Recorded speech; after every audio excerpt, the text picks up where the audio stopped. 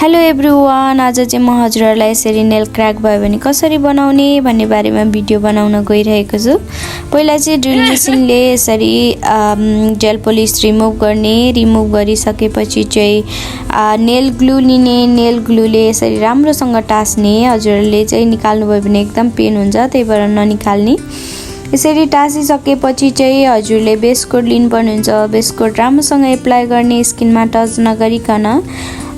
त्यसपछि 60 सेकेन्ड सुकाइदिने। सुकाइसकेपछि चाहिँ बिल्डर लिने, बिल्डर राम्रोसँग लाउने। त्यसपछि चाहिँ सुकाइदिने 120 सेकेन्ड। त्यसपछि फेरि टप कोट लाउने, टप कोट लाएर फेरि सुकाइदिने। सुकाएर चाहिँ यसरी ड्रिल गर्ने। ड्रिल गरिसकेपछि फाइलर गर्ने, सेप मिलाउने।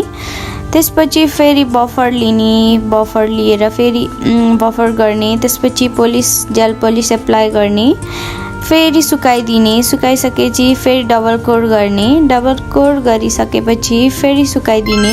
पछि फेरि टप कोट लिने, टप कोट यसरी लगाइदिने। लगाइसकेपछि फेरि सुकाइदिने। सुकाइसकेपछि क्युटिकल वेल लाएर हल्का मसाज गर्ने। त्यसपछि मेरो नेल चाहिँ एकदम भाँचिएर दुखिरहेको थियो अनि फाइनली भयो, हेर्न सक्नुहुन्छ। हजुरहरूलाई पनि यस्तै भएको छ भने, गर्न चाहनुहुन्छ भने हामीसँग सम्पर्क राख्नुहोला। Thank you for watching my videos. Interested हुनुहुन्छ भने चाहिँ अहिले आइहाल्नुहोस् है।